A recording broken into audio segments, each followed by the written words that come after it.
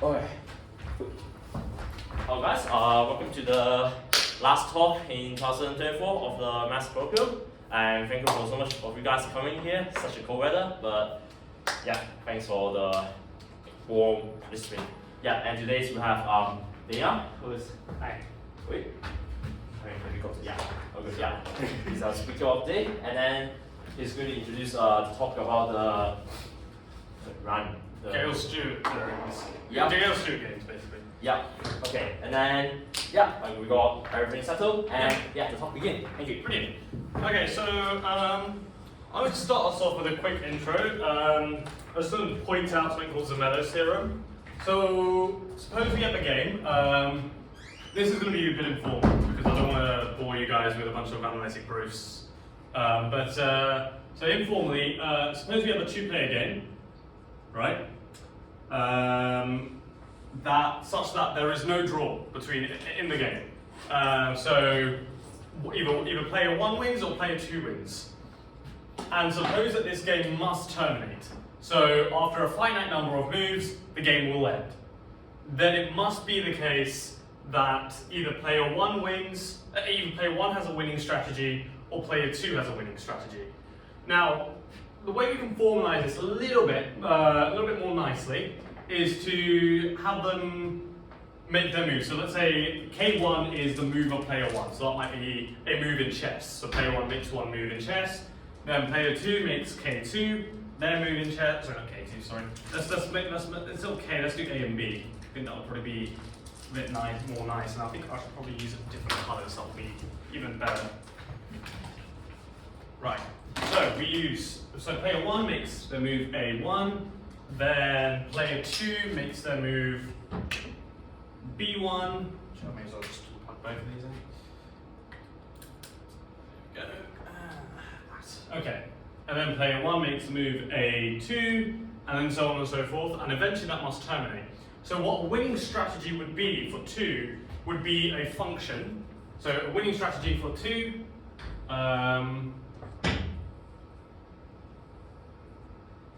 is a function that takes all finite sequences that end on A. So all possible choices of sequences, so let's say A1,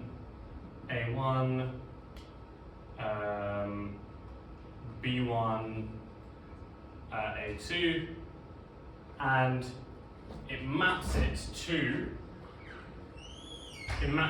B2. So where B2 is a winning is what wins for B.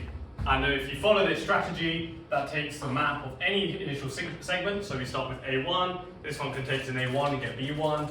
Then player A makes A2. That function will map this to a choice of B2, and so on and so forth. And that function is what we call a winning strategy if it results and guarantees in B winning.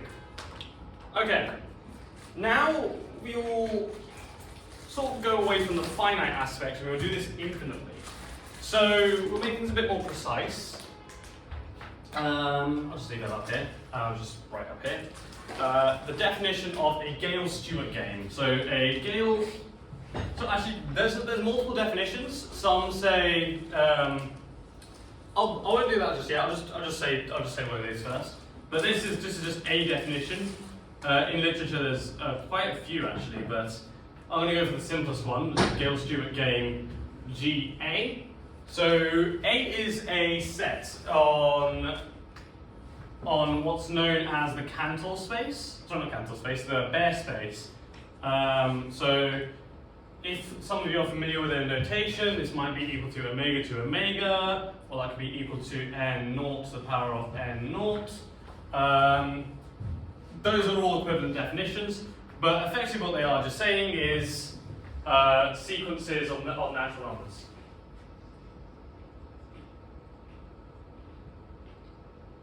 Natural numbers. Okay. So, for example, an element of. Oh, no, you're including 0 as a natural number here. That's why I put n naught. Okay. I don't want to include 0 as a natural number, but sadly, that would be the definition of a bare space, so kind of happy. So for example, something like 0, 1, 4, 5, okay, actually, you know what, let's be a bit more specific, let's have a bit more fun. Let's put something like 3, 1, 4, 5, 9, sorry, 1, 9, 5, 2, 6, 5, dot, dot, dot. That's an element of n. Digits of pi, because that's an infinite sequence of natural numbers. It's 5, 9. 3.1415. Oh, it should be 1, 5. 3.1415, 6.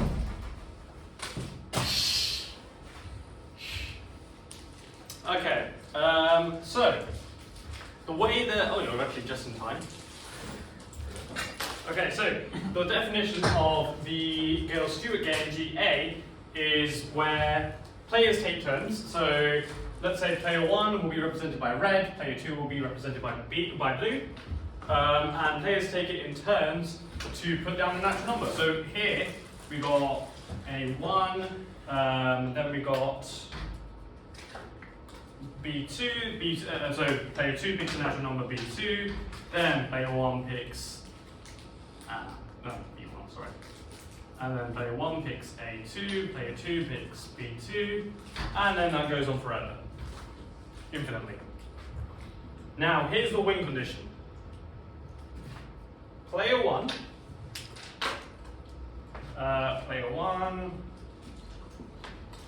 and player 2,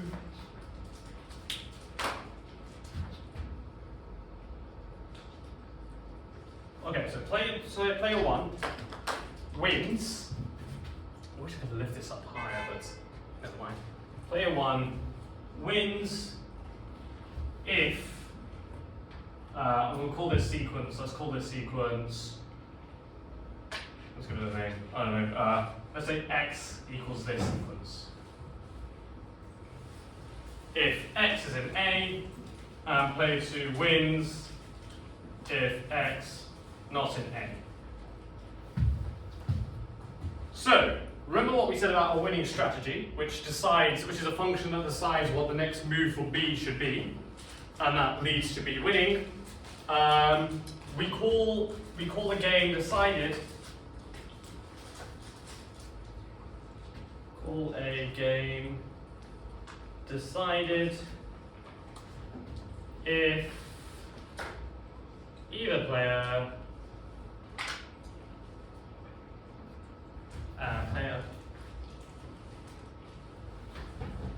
has a winning strategy. Okay, so let's take a look at this. Most games that you can think of are probably encodable as a Gale Stewart game. So, for example, let's say we take the natural numbers, the actual natural numbers, without 0. We start with say 1, 2, 3, 4, 5, dot dot dot. Actually, no, let's write that more. 6, 7, 8, 9, 10. So you came all this way to UCL to learn how to count again. Okay, so now let's say the win condition. Let's say player A is the first whatever A1 number. So let's say A1, and then A2 is the next however many numbers you want. This is a terrible pen. Maybe I should change it up. Let's see. Nope. So I'm going to try and test out all these. That's black. That's a good black pen though. Ah, that's a nice blue pen. Right. Also, these are terrible to count. Okay, this will be B1.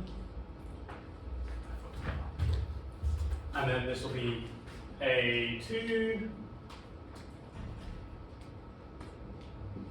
Okay, so let's say that the sets that these represent, if A captures as infinitely many primes, then A wins, and you can encode all that into your A by its definition. But if A doesn't contain every single prime, sorry, let's say if let's say if A only contains finitely many primes. This will be easy to explain. Let's say A contains only finitely many primes. So I don't know, here's 2 and here's 11, and it will never happen again. And B wants A to contain infinitely many primes.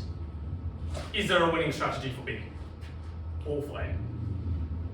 I'll leave this open to everybody. Does anyone want to answer? So A and B pick numbers from the last, and A wants to avoid as many primes as possible, so they only have finitely many primes, and B wants to force A to pick primes. Oh, and let's just say actually no. Let's use the true natural numbers and let's put A1 plus 1. So you can't. So you have to pick some set of numbers.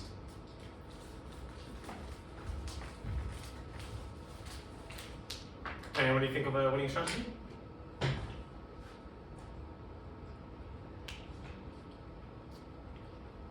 Well, just make sure that B doesn't like B chooses B is adjusted so that when A starts picking numbers, the first number is a prime. Correct. So what we do is, if I'm player 1, whatever number I pick, let's just start with 3. Doesn't really matter.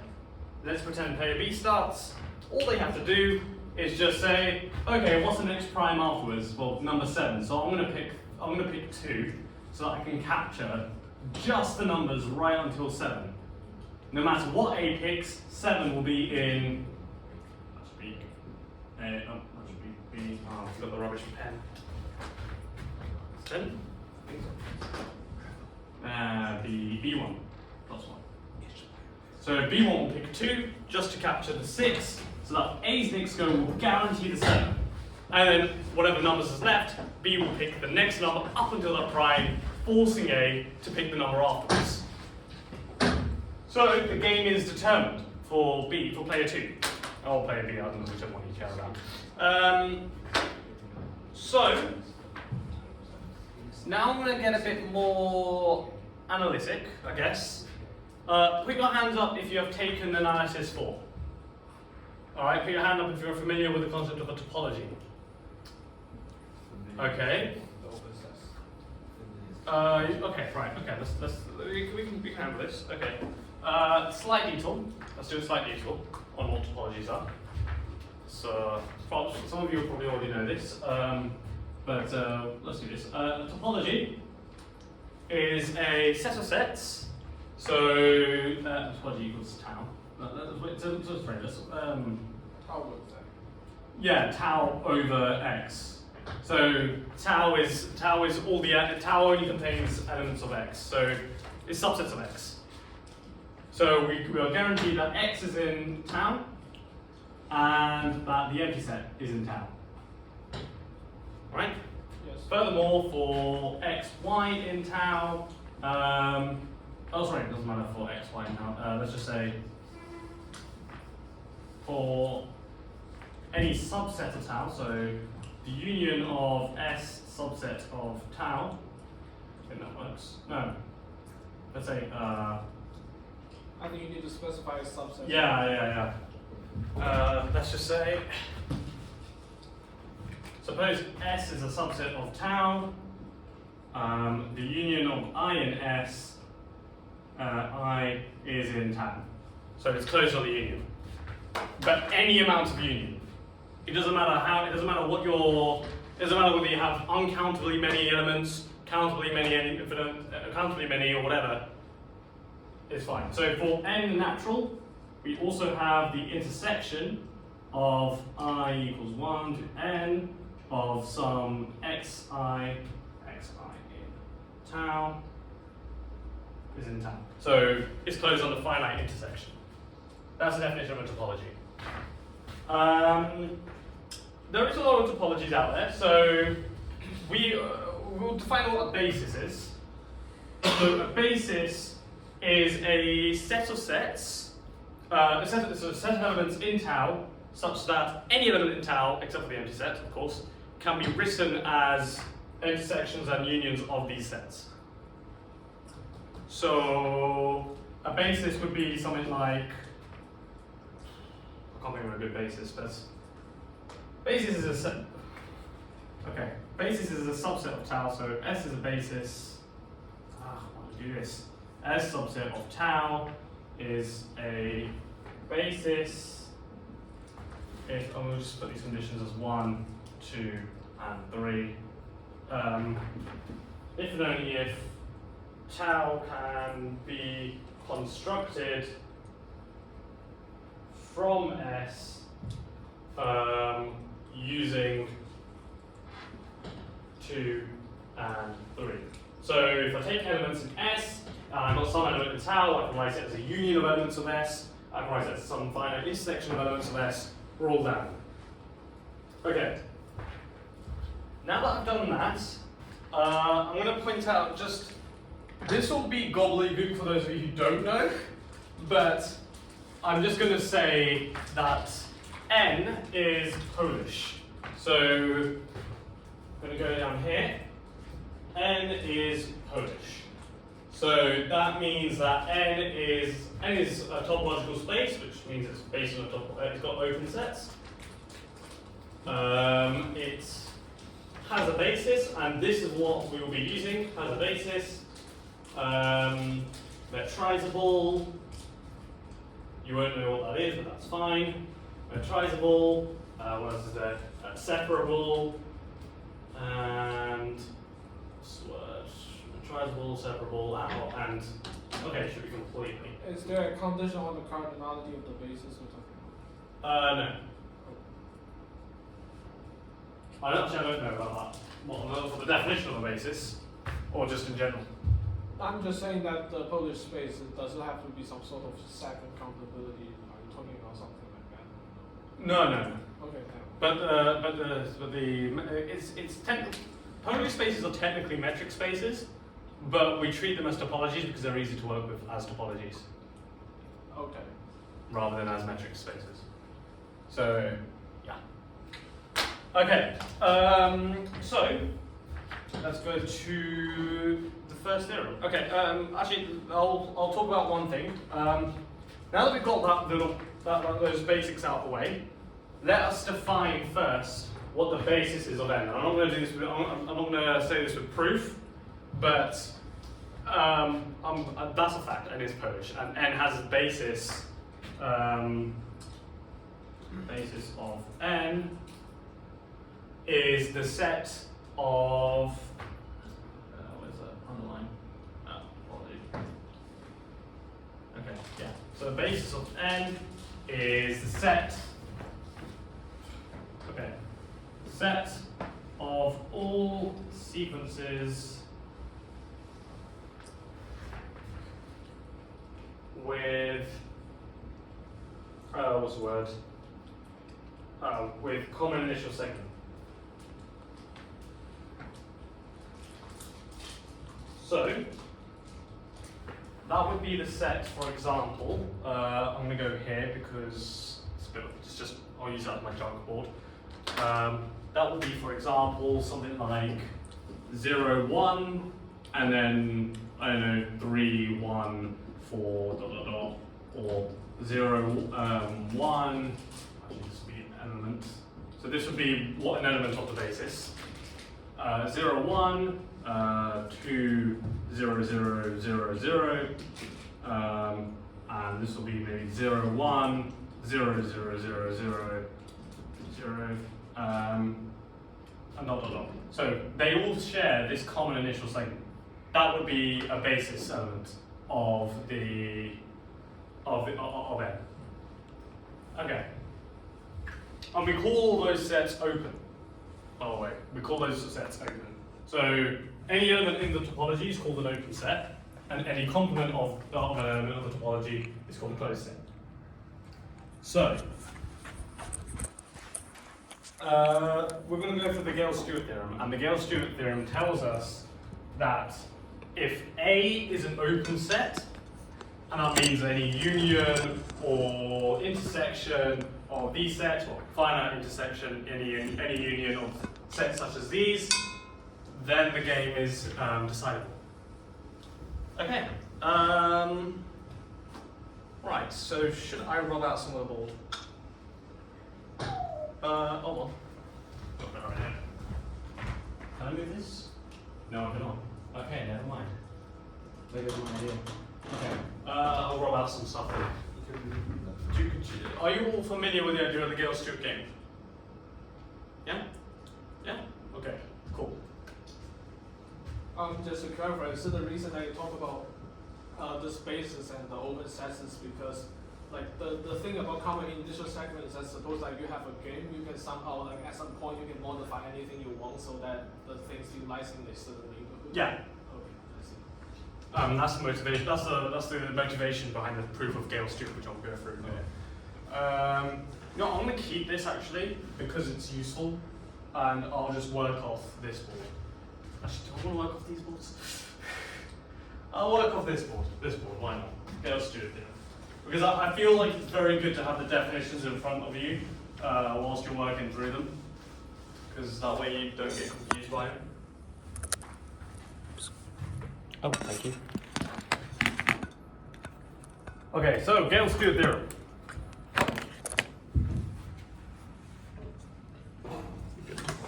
Yep, all good, don't worry. Gale Stewart. Yep. Stewart Theorem. Have I written the definition of decidable? Yeah. Okay. So, yeah. Gale Stewart Theorem.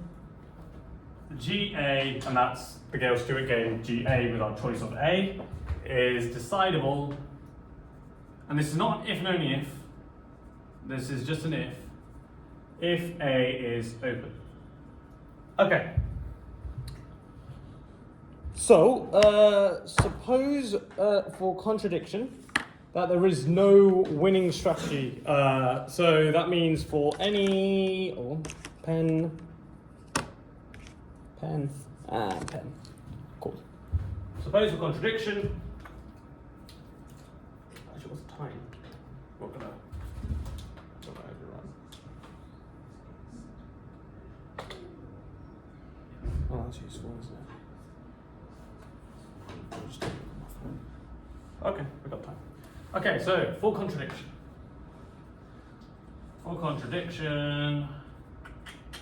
I've said that like 3 times in a row now, I'm so sorry. I'll just put my notes here. That there is no winning strategy for either players.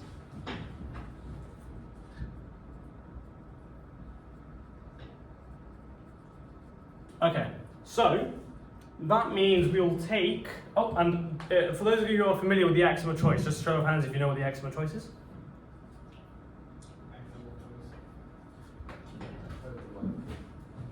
I think it's better to just state the version you're using. Yeah, all right, sure. Axiom of countable choice. So, axiom of, actually I'm tempted to use independent choice. Okay. Axiom of dependent choice. So If- you're using the weekend version. Yeah, it's a weakened version. So suppose we've got some set. I'll refer to this at the end. I'll just work through the proof first, and I'll do that afterwards, just so I don't like distract people with unnecessary, complications. But for contradiction, there is no winning strategy. So what we do is we take a. I'm going to write all in black because it's annoying to switch colours every single time. So we've got A1, B1, A2, B2, ... And then we write down, let's write down AN. So given this, there is a choice, there exists some BN such that A1, B1, A2, B2, ... BN, AN, BN is not yet losing for B. It's because suppose that, so what that means is that there is still a chance B might win. If B plays BN, then they haven't yet lost. If they play, say, for example, something else, then AN might have a winning strategy from there. So at this point, there is still no winning strategy for either player. Okay, let's keep doing this inductively. So let's start with A1. Okay, so I want to play B1 such that B is not yet losing, so we'll play B1. And then say A plays A2. And we say A will play the same thing. So A will play a game such that they're not losing. Okay, so then B responds with B2. So nobody's losing yet. ... infinitely.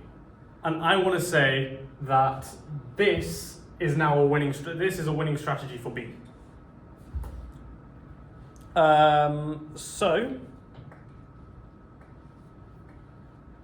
I'm sorry. Yeah. So let's define this set to be. Wait, what? That should be K.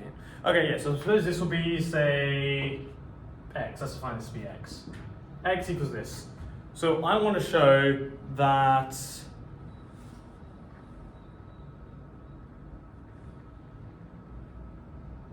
Okay, so suppose X is not in A. Okay. Well, by a definition of the basis, there is some initial segment that that X differs with. So let's say, how do I do this?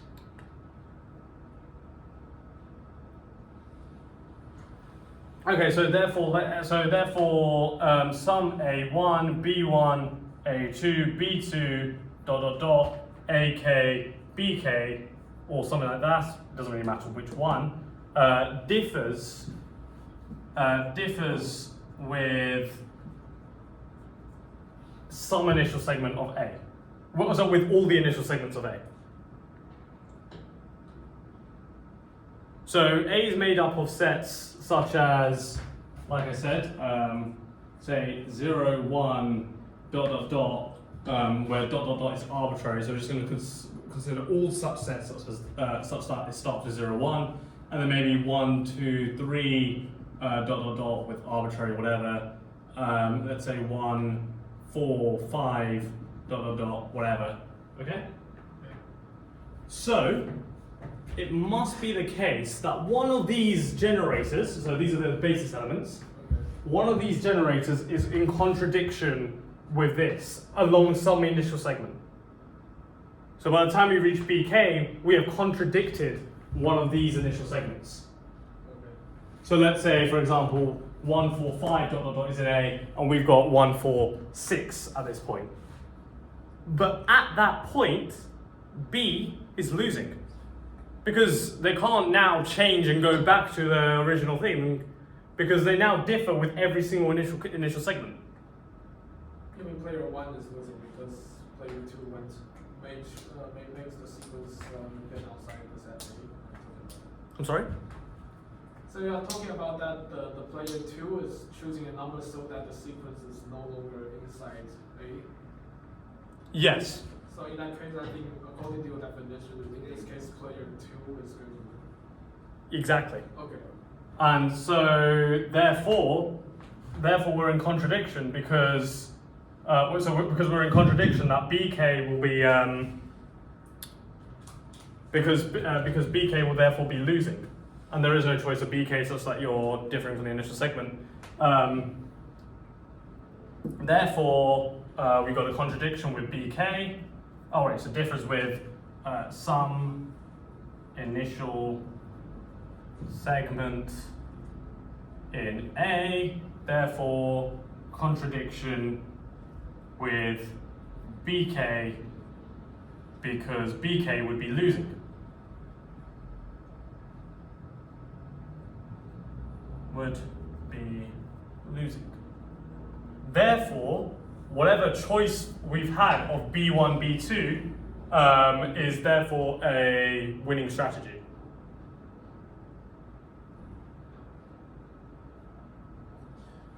Yeah, sure. So that's why I say the initial sequences of that, like basically up to a certain point, like A1, B1, A2, B2, all those, let's say AJ, BJ, Yeah. J smaller than K.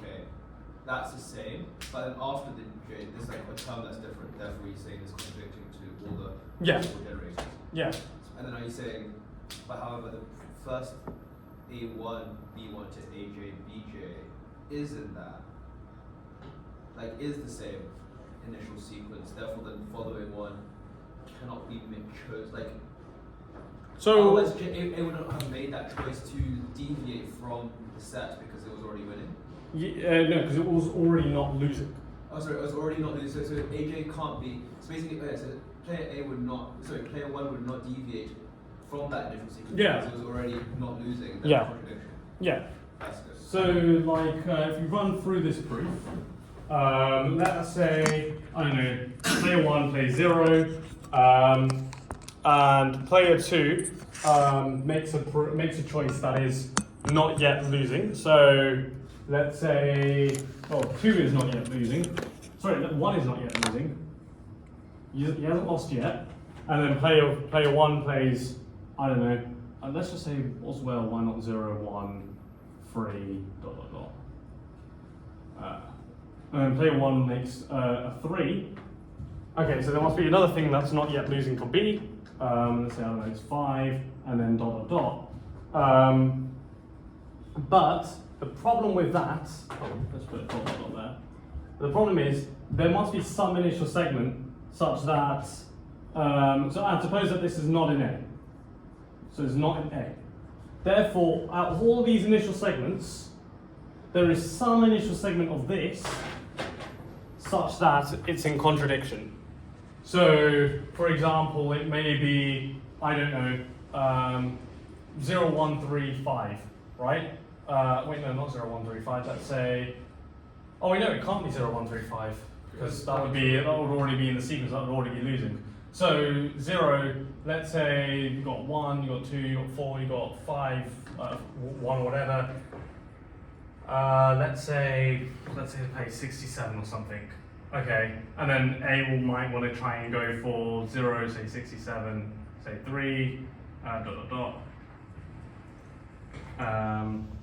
then A will play 3. Pardon me. And then B will play something else that's not yet winning, say 5, ... and say that's not in A. Suppose a contradiction that is not in A, then it differs on some initial segment. Oh, sorry, I've almost lost track of myself. Just give me a second. So you are making a contradiction about the openness of it. Like you want to show that there is no winning strategy, A cannot be open. Is that, Yeah. And you want to construct a very interesting sequence that just make that cause the issue and.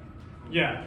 So because this is not yet losing, there must be some initial segment here that this is in disagreement with, and so we put in there. So you are trying to make a sequence that has like in disagreement with, like it's not inside A, but it still agrees with a particular initial segment. Yeah. Which is not inside. That's causing, and that violates the openness. Yeah. I think I understand the idea of the argument. Okay, cool.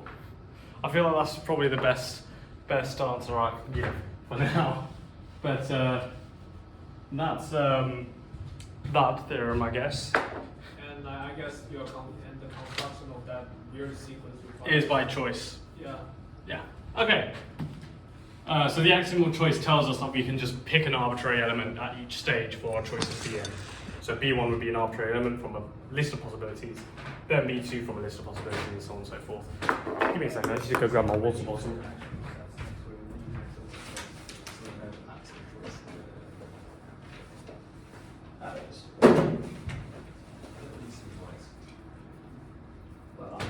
We've got the first part down.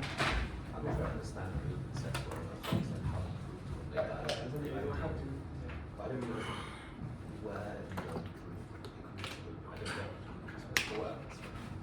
know. Oh wow, okay. All you have to do is also swap around the players, player 1 and player 2, and then take n minus some open set O to be A, and then you get the same theorem for closed sets. So not only are all open sets decidable, but all closed sets are decidable too. I won't go through the them. complementation thing, which is that the winning strategy is X inside the complement of the open sets and X is not inside the complement. So it's symmetric. Yeah. So it doesn't really matter which player comes first. It's, No, because after their initial turn, you can start. Okay, it's symmetric. Okay. Bloody hell. Okay, let's see, what was I next? Where are we? Okay. Put your hands up if you are familiar with the notion of a measure, or a Lebesgue measure. You might want to move that back a bit.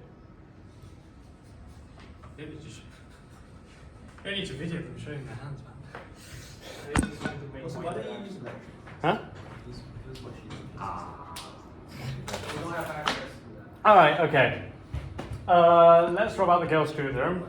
Oh, I'm looking. I'll leave that out for now. Technically, for now, actually. Actually, you know what? I will go to that. I won't talk about what the Borel theorem. But if you guys know what a Borel set is,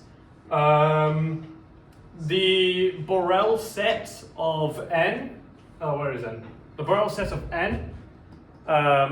Any Borel set of n has a decidable game. But I haven't yet proven that. I'm not there yet. That's called the Borel determinacy theorem. So it's like you take account of unit counter, Yeah. for intersection, and then take it to. Yeah, if you guys know what it means, it's basically applying this with transfinite induction. Because you have to with the unions. But, huh? I'm just saying that's how we construct forces. Okay, so Gale Stewart Theorem, that's done. Let's go with... Okay, so one thing, so I'll explain what a Lebesgue measure... Oh god, this is terrible. This is awful. But I can't stop doing it. Okay, is there a spray? No I spray. think in general, if we just use a wet napkin, that might be. Maybe. Okay, let's do it over there then. What a Lebesgue measure is. I'm sorry, Tim. No worries, don't worry. Okay, Lebesgue measure. Lebesgue measure. Okay, so basically, if we have an interval a, b, we will define the measure mu to be equal to b minus a. Okay, that's nice.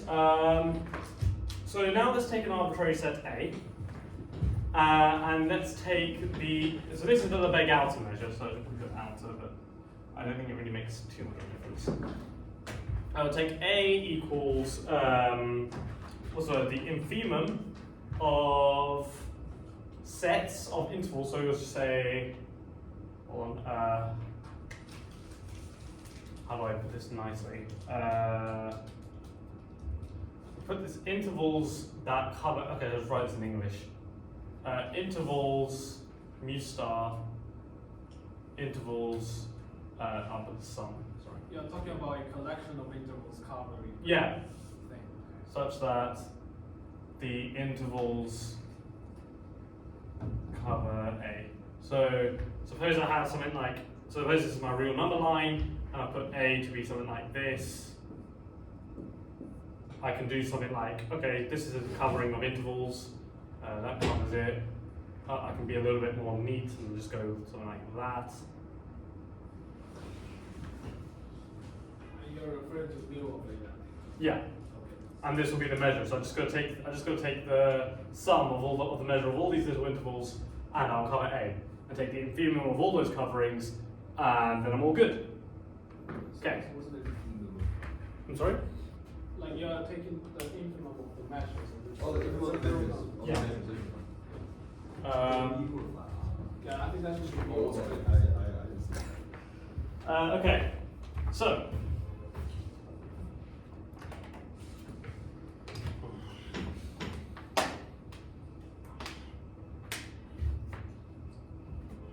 Alright, so I'm going to do a lemma first.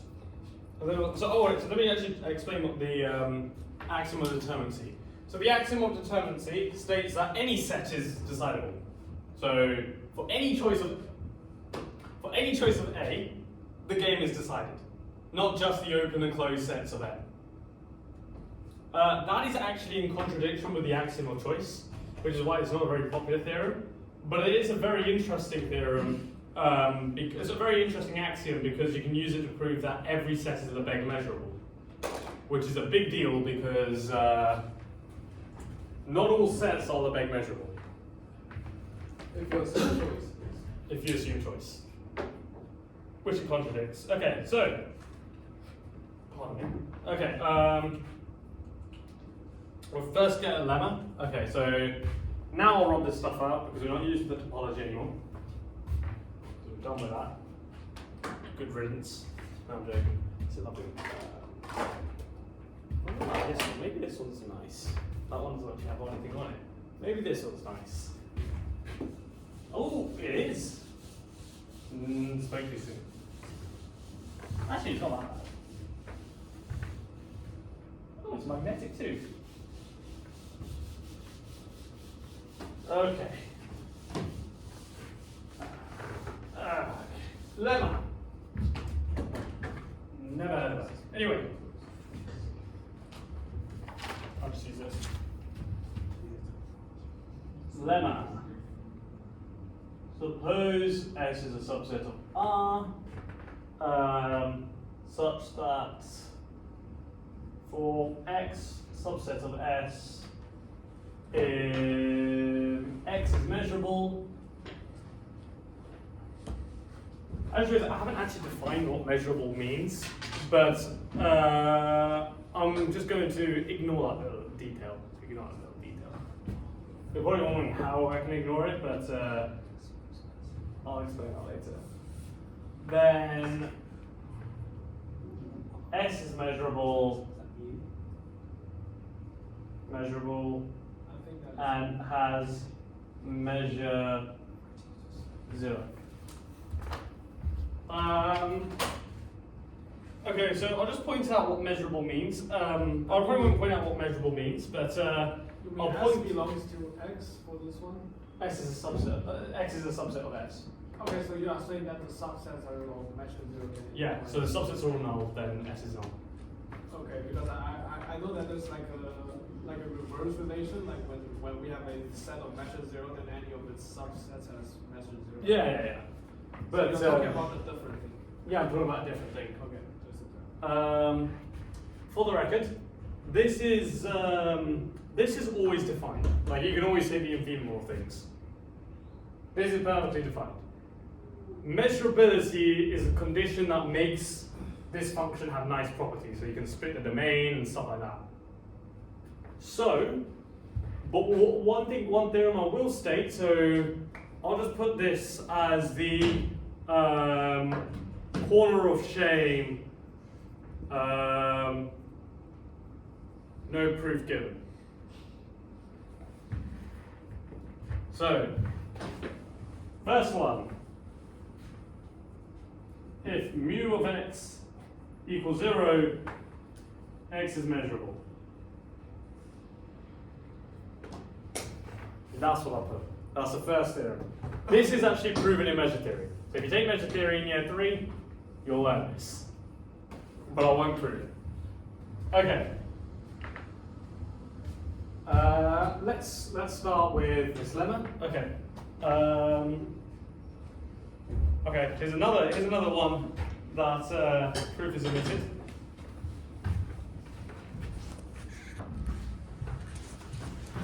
I'll just copy the direction from my thing.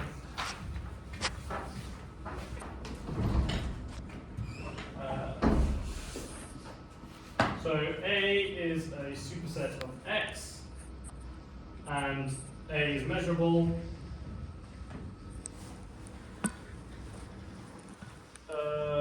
Then, oh, where am I?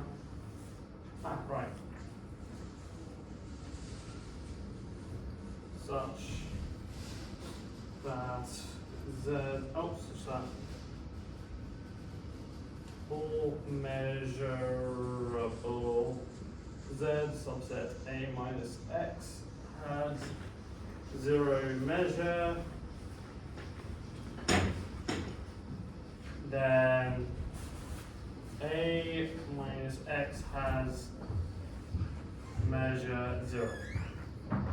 So this is another proof, another thing I'll say without any proof.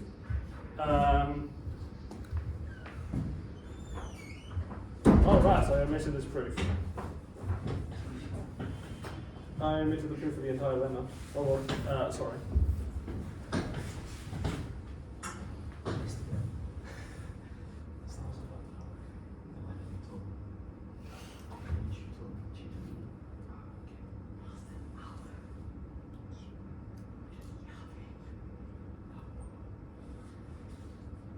Oh, sorry. That's not proof. Sorry, my mistake. I accidentally made a mistake here.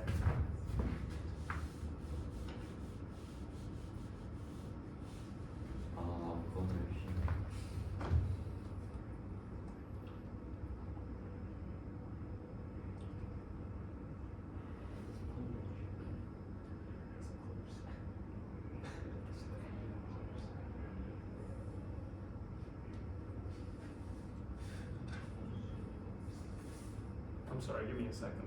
I made a mistake in my notes, so I'll have to just quickly make do with this.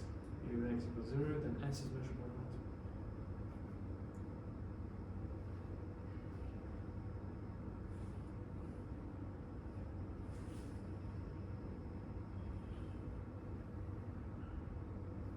Alright, I'm going to have to just assume this lemma.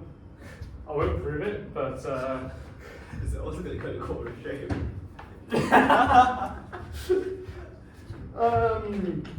I just accidentally, I put in the note in my notes, proof of the lemma, colon, and then didn't put anything underneath it, and then just continued on, and I'm just like, wait, hold on, where in my notes is this proof gone? I should double check this. But, alright, this is what I'm going to put in the corner. There exists measurable a superset X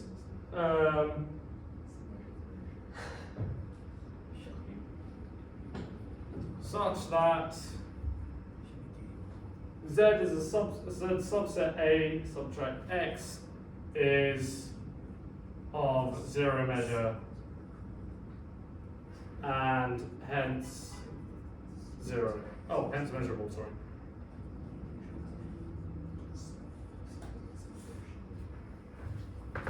X is measurable, X is measurable.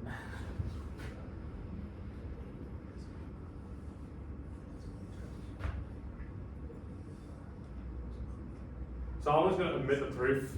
Proof omitted again, sorry. This is my fault. I should have seen this coming. So that should go in the corner of shape, but we're just going to assume that. But basically, all you have to show that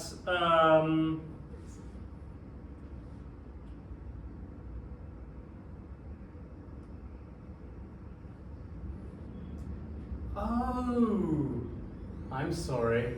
Right, okay. The lemma goes in here. The lemma is going in here. Shush. Shush. Shush. He's very rude like that. Shut up. Oh wait, this is the proof. Look, I'm sorry. This. Okay. No. I've decided my notes. I'm sorry. Tim's gonna have to crop this out a lot. I'm sorry, Tim, but I figured it out. I accidentally made my notes too undecipherable. Okay, so I'm going to show that this lemma. First, I'm going to prove that this lemma proves that all sets are measurable, assuming AD. Axiom of determinacy. Okay, so need some water again.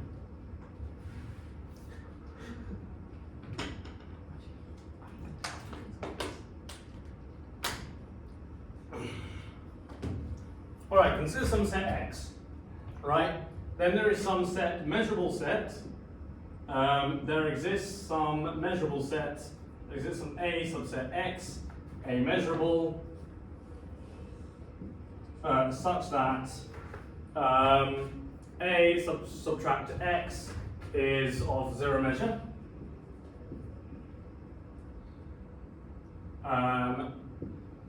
Therefore, using this theorem up here, so I'll just actually number these, so I'll put this 1. Therefore, by 1, we have that A subtract X is of, we have all there. By 1 we have, no, we've already done that. Oh wait, no, it's measurable, sorry, yeah. Another note, by the way, that I'll put this in another proof section, but it's a fairly simple one. So A subset X, X has zero measure, therefore A has zero measure. So if something is a subset of a zero measurable set, then it itself is zero measurable. That shouldn't be too tricky to figure out. But A subtract X is measurable, therefore it is of zero measure. Are we all happy with that proof? Ace? Or are you guys just like sick of living on this single lemma for a while and just want to move on? Can't really sick of something I don't understand, for sure. But yeah, so basically we just said that there is some sub A such that A subtract X is of zero measure, right? And then we just say by one, where's one? No, by one there, we have that A, the set difference between A and X is measurable and is of zero measure. Because we know that this is a subset of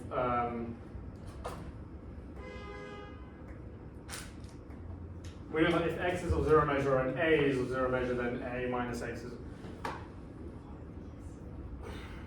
and has measure A. Sorry. Mu of A. I'm just gonna leave that there at that. But all I'm gonna say is this is what I want to prove. Okay? So assuming AD, we're going to prove this lemma. Okay? Let's focus on that. Right. This will be 10 times worse than what we've already done so far, but you know, we'll get through it. Okay. Here's what we do. Player one, for the record, we can just adjust A to just limit whatever type of inputs A and B make. So, for example, if A puts an illegal input in, then just have the set not contain anything with an illegal input. So we can force player one to pick only between 0 and 1, for example. And that if A picks 2, then all such sequences such that 2 is in there, 2 is in there, 2 is in there, or whatever, is void and is not in there. Can you see how that's possible? We can just adjust our set A such that A can only put 0 or 1 in. Are we good? Yeah, cool. Okay, okay, how about this? Let's say we have a game where let's say we have a game where we want A to be in the set here such that we got such that yeah, A equals that. We want player one, represented in red, wants the final sequence X to be inside this set, right? Okay, well what if you just put it 1 here, blank whatever, 1 or 0, blank here, 1 or 0, dot, oh, sorry, put 1 or 0, 1 or 0, 1 or 0, right? Now A will lose if they put 2 in any position. That's how we're going to construct A. So we're going to force player 1 to pick either 0 or 1. Okay? So player 1 picks 0 or 1, and player 2, this bit's going to be a bit finicky, but okay. Player 2 will pick a set of the following form. Okay. Okay, player 2 is going to pick a set. Okay? And there's going to be an interval. Okay, so I'm going to put interval with rational endpoints. For the record, I'm only going to prove this on 0, 1, by the way, this lemma, because we can extend the argument to any other domain, but it's just easy to prove on 0, 1. Okay? So we only care about on 0, 1. So on 0, 1, we will prove this. Okay, so interval with rational endpoints. And we know that there are only countably many such intervals, so I can encode them as natural numbers. Okay. So so player 2 is putting a natural number in, it's still B2, but it represents an interval with rational endpoints. So you're sort of assigning every natural number with an interval of Yeah. rational endpoints. Yeah. And I assume these intervals cover something to use your previous metric.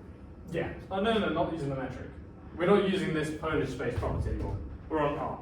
We're all good. No, you know that. Oh, yeah. These intervals. Yeah. So you want those, okay, you're assigning each of those intervals to a metric, okay, fine. Okay. Yeah. And we will have, let's call the set, shall we call the set GNK? Let's call it GNK. GNK. So we have this, we also have mu of GKN equals epsilon over 4 to the n plus 1. And yeah, that's what we want. So this will be move n, by the way. So on move n, this is how we're restricting it. On move n, player 2 will pick a set of GKN, where n is defined like that. We've already seen that we can restrict what natural numbers any player can pick. All good? Okay. Yeah? Cool. Just gonna get some more water.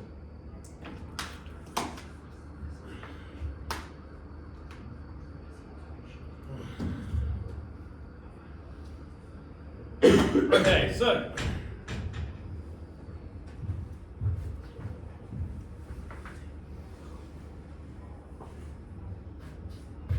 so we'll define the payoff set. So define A to B. Remember we're going to. Oh right. So I'm going to say fix some epsilon. So I'm going to cover this up. So fix S and epsilon. So S will be this lemma up here. Epsilon will be arbitrary. Well, epsilon more than 0. Come on. No, we're grown up now. We all know epsilon's more than 0. Okay. But we're going to fix that, and we're going to define A to be. Yeah. Okay. To be.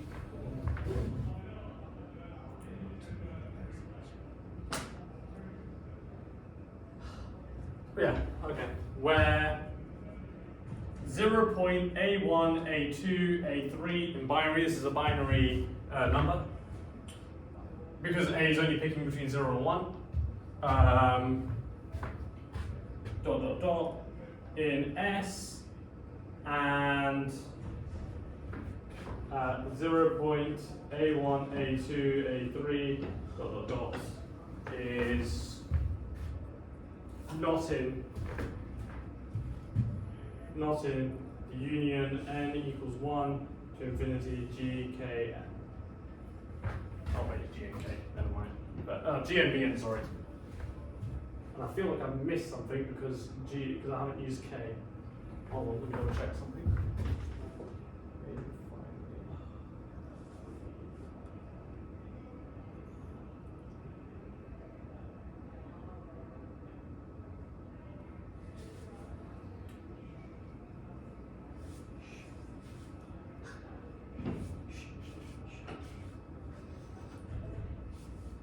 I have made a mistake somewhere, and I do not know where that mistake is, so I will be scared. Okay. Okay. Okay. So there are two ways we can go about this theorem. I'm going to start robbing this stuff out. Stuff off now. I'm going to rob off this side. Let's do this nice one. Unfortunately, there are two very nice there's two very nice cases. So we're assuming the axiom of determinacy, where either player has a winning strategy. Now, in the first case, player 1 has a winning strategy, and in the second case, player 2 has a winning strategy. Unfortunately, the player 1 case is so much harder than the player 2 case. So I'm going to mostly go for the player 2 case. So we're going to assume player 2 has a winning strategy, firstly. and then I'll do the second one and hope and pray for the best. Assume player 2 has a winning strat. Okay.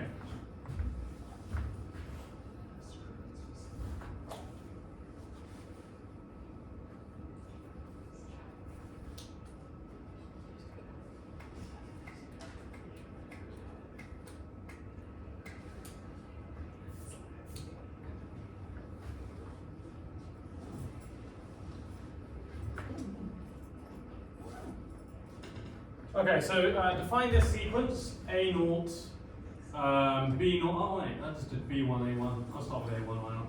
A1, B1, A2, B2, to AK, BK, up to AK, to be equal to tau, let's call it tau, right? And then we'll just say that, what's it called? G tau should be equal to the union of I equals 1 to tau of GBN, wait, what? Oh, GBI to I, where I is our, where I is our 1, 1, 1, 1, 1, 2, 2, okay. Okay, we're all good there. Okay, now we're going to say that, we know that, okay, S is a subset. Okay, because of the way we've defined this, A1, A2, A3, and this is a winning strategy, right? Because this is a winning strategy, right? These are all possible values that are inside S must be covered by the union of GK. So therefore we've got that S is a subset of GS such that S is an element of, oh my god. Let's do tau, sorry. Tau is an element of sequences of which is equal to union of n equals 1 to infinity, union of tau in 0, 1 to the power of n g tau. Okay? Now we can actually do some just some calculations, and we can just do this.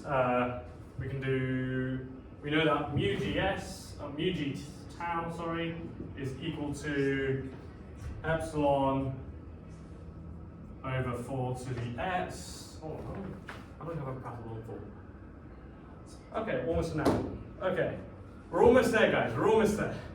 4 to the n. Oh, sorry, 4 to the n.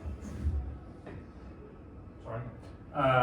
Therefore, this union here is equal to the union of n equals 1 to infinity. These are a set of sequences to the power of n, so that will be equal to epsilon over 4 to the n times by 2 to the n. Oh, should have done that, like that.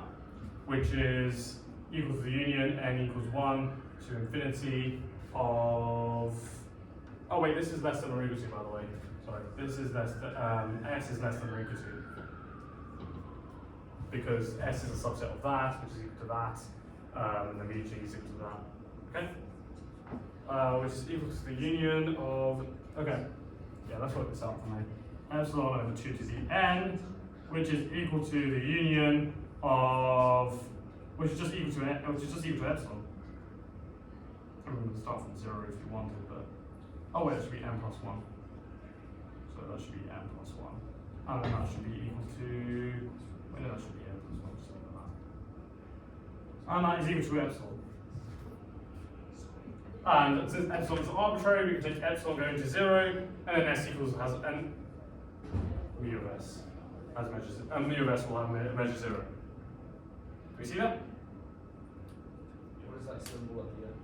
The epsilon. Yeah, epsilon. Okay. Okay. Let's I'll do the assume player one case, but I won't go too deep into it. It's actually apparently it's this very simple looking proof, but it requires a lot of underlying analytic knowledge. So we assume that the mapping A0, B0, A1, B1, dot dot dot, AK maps to, is that AK BK or is it AK? It's just AK. Oh right, it should be BK, sorry. AK BK maps to AK plus 1, so that's our winning strategy right there. And we call that winning strategy, so we say F. So here's our first thing. So for corner of shade, number 3, F is continuous. I mean, to be honest, you probably wouldn't, like, because this is a function not on the real numbers, you probably don't know what continuity means unless you've taken analysis, but on Polish spaces, you can, on topological spaces in general, you've still got an idea of continuity. So F is continuous, and for the image of F is also is measurable. So that's the proof that's omitted. And yeah. Okay, so hold on. Just gonna drink some more water.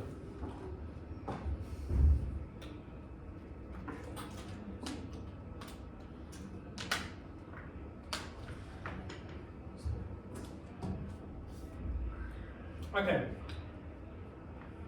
but we know that f of n, so this is the set of all possible, situations in which we apply f. F of n is a subset of S, and we can, and so because, and therefore f of n is null. Sorry. Oh, no, I can't put null. Has measure 0.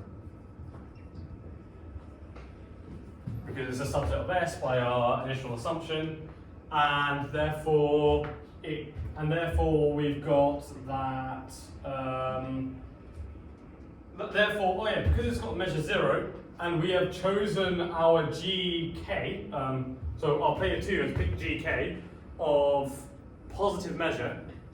We can always pick an element that just, we can always pick a choice of GKN such that it covers f of n. Because Fn has measure 0, this is positive measure, I can just stick a bunch of intervals on top of it, and we're all dandy. Player 2 can always guarantee that they've covered f of n. Therefore, f is not a winning strategy. And that proves the player 1 case. I feel like I've made you guys suffer through enough. So I'm going to leave that there. Does anybody have any questions? Does everybody feel very sad and want to go home now? Okay. Thank you. Hope you learned it all.